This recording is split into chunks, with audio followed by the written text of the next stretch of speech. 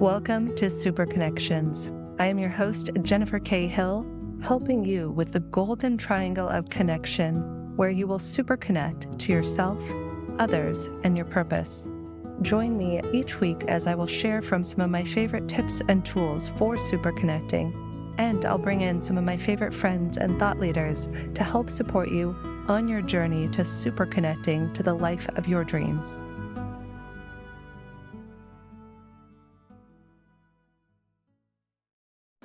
Hi, Super Connections tribe, and welcome back for episode 3 of the Super Connections podcast. I am Jennifer K. Hill, and it is my joy and honor and privilege to get to join with you every week for little tidbits and tools from myself, as well as wonderful, incredible guests and thought leaders on how to super connect to yourself, others, and your purpose. So today I was actually inspired by a call that I was on earlier with a friend and a struggle that she was going through. This episode is for you if you've ever experienced breakdowns in relationships around your communication. Many years ago, I studied with an incredible thought leader by the name of Alison Armstrong. She studied men and women for 30 years, understanding what has them connect and what has them disconnect. So today's tool is going to be what I learned from Alison Armstrong in a class that I did with her on partnership. And you can find great information on Alison and this work on her book, Celebrating Partnership, or on her website. So let's talk about partnership for a moment and what makes a great partner. Something that surprised me and quite frankly delighted me since I've been applying it in post-learning this with Alison many years ago is this idea of partners needing to go through a process of clarification. Now, what does that mean? Let's imagine that we're in a business partnership with somebody, and I have certain expectations, and I'm partnering with somebody else, and that other person, let's call them person B, has certain expectations. The reason a lot of us wind up in conflict with one another is because of the fact that person A, let's say me in this case, and person B, who's the person you're negotiating or doing the deal with, they don't come together to come into a clear agreement about what person A and what person B is going to be accountable for. So Alison came up with this technique called a process of clarification that she says all great partners go through a process of clarification. So let's say for a moment that I have a new business partnership I'm entering into. Now, a mistake a lot of us can make is not, number one, repeating back to other people what we heard them say. Just as AI and ChatGPT hallucinates, so too do we as human beings hallucinate, and we imagine or we think we shared what person A or person B said, but we actually never crossed back and checked in to see if what we heard was accurate or inaccurate. So when we're going through a process of clarification, step one is to repeat back to the other person. It sounds like what I heard you say is that you're going to be accountable for doing the operations. I'm just making this up as we go. And that you're going to be accountable for onboarding new clients. And then I'm going to be accountable for business development and for sales and for bringing new potential clients to the table. Okay, so easy enough. Maybe some of you are already doing that. Step 2 is to write it down. Write it down, whether or not you believe in formalized contracts or not. It doesn't have to be a formalized contract. It could be something as simple as an email, just to have a record of what you both agreed to and what you both said you would or would not be accountable for in this said partnership. And then step 3, as we go through this process of clarification, is to do it with kindness, with love, with compassion. In episode 2 with Isabel Tierney, we talked about how do we move from the red zone to the green zone. Well, when we're having these processes of clarification, I would encourage us to do it from the green zone, not from the red zone. And I'll give you a really beautiful example of how this looked with Alison, and then I'll tie it into the story of the friend I was on the call with today. So let's imagine that I am negotiating this with you from the red zone. This could look like, well, I need this way, and you're going to do this, and I'm going to do that, and you need to get it to me by this time. That might be me communicating with you, my partner, whomever it is, from the red zone, where it's reactive rather than responsive. So how do we instead come from the green zone, as Isabel taught us in the last episode? So first, we would do whatever technique it was, heart-focused breathing, breathing into the abdomen, as Isabel taught, going for a walk, centering ourselves so that we know we're about to come from a place that we're intending to come from and that our message is going to be received. In fact, I'm going to give you a little bonus tip here from my favorite podcast I listen to every week. It's called the David Guillen podcast, who's been one of my teachers and really helped me in this. Is David always says, also, when you're going through this process of clarification or whatever it is, be sure that this is the right time to have this conversation. How many of us could, mitigate or prevent arguments, upsets, frustrations just by asking ourselves, is this the right time to have this conversation? Okay, so we've determined, we've put ourselves in the green zone, we're no longer in the red zone. We've asked ourselves, is the other person emotionally available to have this conversation? You can even find out, you can do this intuitively and just ask yourself, oh, does this feel like the right time to do it? Or you could verbally ask the person. You could even say, how are you feeling today? Do you feel like you're at 100%? Did you sleep well? There was a brilliant woman I once knew who had all of her team worldwide in a global marketing team put on a scale of 0 to 5 where they were at.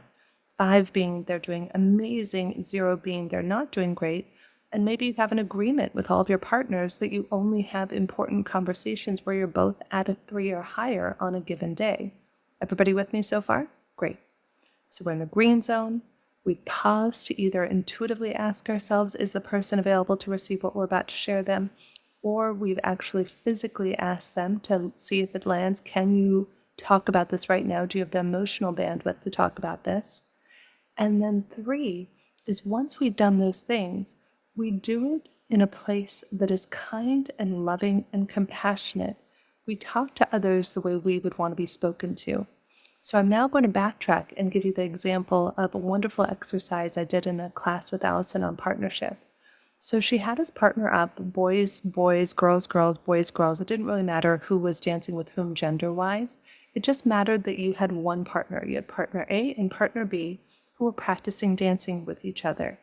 And in this exercise, she had partner A lead first, followed by partner B.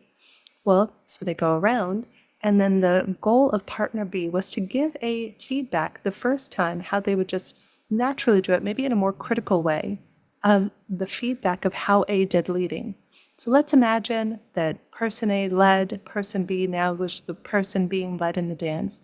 And person B gives the feedback in a critical way, which sometimes we do, right? In business and romance. Oh, I didn't like how you spun me. That was too quick. I now feel dizzy. That really wasn't fun at all. And I really didn't enjoy it. You could have done a lot better, right? You might think I'm being crazy, but how often do we give feedback to our children, our friends, our spouses, our business partners in this hypercritical sort of a way? Then we reversed, and again, B was the lead and A followed, and A gave feedback in the same hypercritical way to B. Now, the second part of the exercise was the beautiful part that really changed my perspective on how we can super connect and supercharge all of our partnerships. And in the second time that she had us do it, she had A lead and B give feedback, but the second time around, B gave feedback in a loving way, sharing what worked, what they loved, what they would love to see more of, instead of in a hypercritical way. So imagine again, the exercise is just completed, and let's say I'm B giving A the feedback. That might look like, oh, A, you know what I loved? I loved that the pace that time was a little bit slower. Though you know what I would love more of is I noticed my favorite part of the whole dance is when you dipped me. And if you could even slow the dip down a little bit, that would be amazing. So that way I can kind of maintain my balance. Now, can you hear in the difference in that? That in situation number 1, it's critical, and most of us are going to respond from a red zone, right? From a place of defensiveness. Though when we pause, when we give feedback in a way that is not hypercritical, where we use the good, bad, good methods, starting with the positive, what we liked, or what we appreciated, following up with what we would like to see more of, and then finally closing out with something else good that they did, how much more enjoyable is it when we receive feedback like that from our business partners, our spouses, and our friends? So I'm now going to finally close the loop on this whole conversation. We've talked about which zone to come in when we partner or give feedback, going through this process of clarification. And we've also talked about doing it at the right time and how important it is the way that we give the feedback. Now, I said this whole conversation and this episode was inspired by a call I had earlier with a friend. This friend of mine recently met a nice gentleman, a nice man, and they had, a lot of fun. They spent a couple of days together with some mutual friends who had set them up. And now both parties are not clear on whether or not, is there? Are they going to date? Are they not going to date? Now, if you're somebody who's been married for many years, you can use this in any circumstance, whether it's business or friendship. It's any place where there's a lack of clarity that you can use this. So she and I were just talking, and I said, my friend, what if instead of agonizing over it in your own head and hallucinating, to use that word again, of all the possible scenarios, he likes you, he doesn't like you, there's something there, there's nothing there.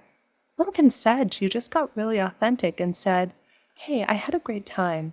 Thank you so much. And I just want to let you know if you want to be friends, I would love that. If there's a romantic interest, I would also be open to that as well, though I'd love to clarify with you what you would love to get out of this relationship. So that way we could, develop whether it's a friendship or a romantic interest so we can both get on the same page. And my friend said to me during the call, oh my God, Jen, you mean I could just say what's in my head and get it out and share rather than going aloof on the person? I said 100%. And in fact, I recommended a book to her called The Celestine Prophecy that I just read myself. I had never read it before. And I actually wrote a LinkedIn article on it. You can find a LinkedIn newsletter I put out once a week called Inspired Living Tools. So if you look up Inspired Living Tools, you'll find the article in there where I wrote this article about the book, The Celestine Prophecy. And in The Celestine Prophecy, they talk about these 4 control dramas that we're all playing out, where we might go aloof, we might become an interrogator and ask a million questions of somebody, we might become an instigator where we're attacking mentally, emotionally, physically somebody else in a relationship, or we might go poor me or victim mode. And so I wrote an article about this on LinkedIn, and I'll see if I can deep dive into it into a future episode so you can get a better understanding of it. But high level, she and I discovered, this friend and I, that she was going aloof. And the way this relationship would have normally played out was that she would eventually withdraw her energy and go aloof for fear of rejection. How many of us can relate to that? So instead, how do we move above our control dramas and but what we recognize them? Just as Isabel said in the last episode, recognize when you're in the red zone, and that gives you access to getting out of it. The same is true of these control dramas. If we can recognize when we're in the control drama of the instigator or the person who goes aloof, the moment we've become aware of that, we now have a choice whether we consciously, actively participate in that or not. You can notice you're in a control drama, such as going aloof on a friend or a colleague or a loved one, but you have the power to choose. Rather than being at the effect of your control drama, you get to actively choose how much or how little you want to participate in it. So I know I've given you a lot of information today. I promise I'll try to give you maybe one tip going forward when I'm doing these solo episodes for you. And my intention for each of you, wherever, whenever you're listening to this, is that maybe there was some little gem or some nugget that came up for you, whether it's just knowing the right time to ask somebody for something or about something, or going through a process of clarification. Or maybe it's just being in the green rather than the red zone when you go to ask for something you need. My intention is that out of today, out of these 15 to 20 minutes that we've spent together, that you find a way to be able to communicate your needs, wants, and desires with loved ones, business partners, friends, whomever, in a way that works for you and works for them, so that way you can super connect to the other people in your life. Thank you so much, and have a beautiful rest of your week.